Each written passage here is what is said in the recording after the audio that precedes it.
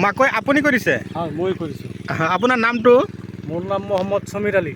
আচ্ছা, আপোনাৰ গাঁও? গাঁও ৩ নং চিকনমাটি। চিকনমাটি। আচ্ছা, ইয়াত কিমান মাটি লগাইছে? মই ইয়াতে বেছি লগা নাই, আনফালেও আছে আৰু বেলেগ ঠাইত আছে। বেলেগ ঠাইত কিমান আছে? বেলেগ ঠাই লৈ মোটামুটি 10-11 বিঘামান হ'ব। 11 বিঘা। এইখিনি লৈ টোটেল 11 বিঘা মাটি। আচ্ছা, আপুনি কি মাকৈ লগাইছে? এইটো লগাইছোঁ আপোনাৰ টাইগাৰ। টাইগাৰ 4045 এইটো। 4045। এইটো নম্বৰটো। আচ্ছা, এই টাইগাৰ মাকৈটো কেনেকুৱা হয়? এইটো মই এইটো প্ৰথমবাৰ কৰিছোঁতো, দোকানীয়ে কৈছে এইটো আপোনাৰ খেতি সাৰ পানী দি কথা, এইটো আপোনাৰ সাৰ পানীৰ ওপৰত ভিত্তি কৰিব। এইটো বৃদ্ধি হ'ব। আচ্ছা, মাকৈ খেতি আজি এইটো মাকৈ যে আপুনি আজি পানী দি আছে, কিমান দিন লগোৱাৰ পৰা কিমান দিন পিছত পানী দি আছে? মোটামুটি 1 মাহমান হৈছে। 1 মাহ, মোটামুটি 25 দিন 20 দিন পিছত পৰা পানী দিব লাগে আৰু খেতিত। আচ্ছা, লগাইছে কিমান দূৰে দূৰে? এইটো লগাইছোঁ আপোনাৰ 15 ইঞ্চি আছে, 15-16। 15/16। লাইন টু লাইন 15 আৰু গছৰ পৰা গছৰ দূৰত্ব 16। 16 আছে, এনেকুৱা আছে। আচ্ছা, 1 বিঘা মাটি মাকৈ কৰিলে আমি কিমান প্ৰডাকশ্যন পাওঁ? আপুনি সাৰ পানী ঠিক ঠাক দিলে আপুনি 18-19 কুইণ্টেলমান পাব। 18-19 কুইণ্টল ইমান পাব।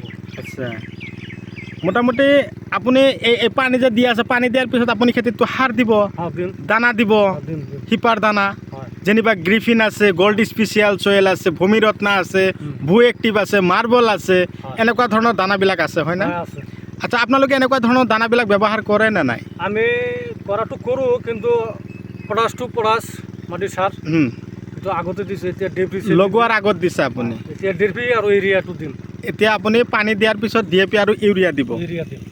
আচ্ছা, আৰু এই ঘাঁহ যে হৈ আছে, ঘাঁহ মাৰিবৰ কাৰণে আপুনি ঘাঁহ মৰা দিম, বন মৰা ঔষধটো স্প্ৰে কৰিব? এইটো স্প্ৰে কৰি দিম। এইটো কি পানীত দিয়াৰ কিমান দিন পিছত দিব লাগে? এইটো মোটামুটি আমি 15-20 দিন 1 মাহ পিছতো দিব পাৰিম। ঘাঁহবিলাক ডাঙৰ হওক, কোনো কথা নাই। যেতিয়া ঘাঁহ মৰা ঔষধবিলাক যেতিয়া দিম একদম পুৰা চাফা ডাঙৰ হ'ব ঘাঁহটো, ইমান আমাৰ ভাল। ঘাঁহ মৰাৰ পিছত এইটো সাৰ হ'ব, পচি সাৰ হ'ব।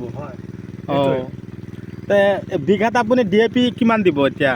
এইটো আমি আমাৰ মৰ্জি, এইটো আমি 30 কেজিও দিব পাৰোঁ। আচ্ছা, 10 কেজি দিলেও অসুবিধা নাই, কিন্তু 30 কিলো দিলে গছটো শকত হ'ব আৰু গছৰ ফলনটো ডাঙৰ হ'ব, গছৰ চেহেৰা ভাল হ'ব। আৰু পোকৰ ঔষধ কি স্প্ৰে কৰিছে? পোকৰ ঔষধ এতিয়ালৈকে স্প্ৰে কৰা নাই, পিছলৈ কৰিব। তো বন্ধুসকল, আপোনালোকক মই দেখুৱাই দিলোঁ, দাদাই ধুনীয়াকৈ বুজাই দিলে। মাকৈ খেতিত আজি দাদাই পানী দিয়া আছে, লগোৱাৰ পৰা আজি ধৰক 1 মাহমান হৈ গ'ল। তো দাদাই ধুনীয়াকৈ আপোনালোকৰ লগত কথাখিনি শ্বেয়াৰ কৰিলে, কি দানা, কি ঔষধ, আৰু বন মৰা ঔষধটো কেতিয়া দিব লাগে, আৰু মাকৈ 1 বিঘা মাটিত কিমান হয়, লগোৱাৰ আগতে চুপাৰ দিছিল, পটাছ দিছিল। তো এতিয়া আকৌ পানী দিয়া আছে। পানী দিয়াৰ পিছত খেতিত মোটামুটি 2-3 দিন পিছত আকৌ সাৰ সিঁচিব।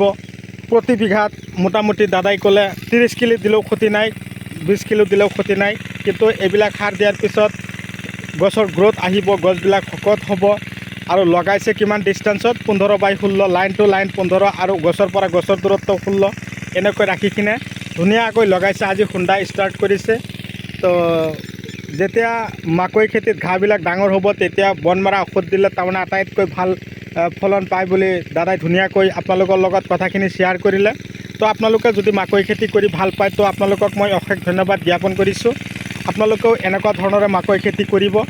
তো কথা হ'ল, আপোনালোকৰ যদি এই মাকৈ খেতিত এই দাদাই অলপ আগতে কৈ দিলে যে দানা ঔষধ দিব লাগে, যদি আপোনালোকৰ দানা ঔষধৰো প্ৰয়োজন হৈছে, তেনেহ'লে আপোনালোকে মোক যোগাযোগ কৰিব।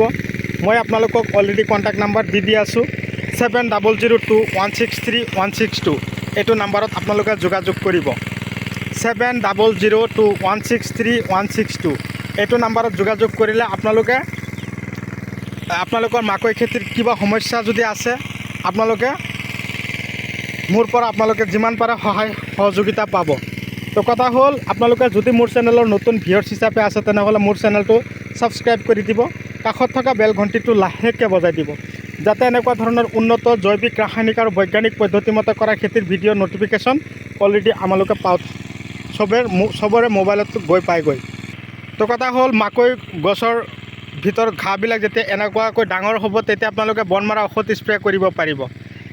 যেতিয়া চাব এনেকুৱা ধৰণৰ ধুনীয়াকৈ বন মৰা ঔষধবিলাক স্প্ৰে কৰিব, চাব এনেকুৱা ঘাঁহবিলাক চব পচি গেলি খেতিৰ কাৰণে সাৰ হৈ যাব। তো আপোনালোকেও দেৰি নকৰিব, আপোনালোকেও এনেকুৱা ধৰণৰ মাকৈ খেতিৰ ওপৰত গুৰুত্ব দিয়ক। আপোনালোকেও সহায় সহযোগিতা মই যিমান লাগে আপোনালোকক দি যাম। আপোনালোকে বিন্দাছ খেতি কৰক। বিশেষকৈ আপাৰ আৰু লয়াৰ, উজনি, নামনি চব ঠাইতে মই কিন্তু আপোনালোকৰ কাৰণে বিধান লাগে, দানা লাগে, ঔষধ লাগে, মই যোগান ধৰিম।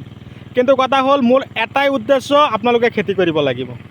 আপোনালোকৰ খেতি কৰক, কৰিব লাগিবই, এইটোৱে হ'ল মূল উদ্দেশ্য। আপোনালোকে অযথা সময় নষ্ট নকৰিব।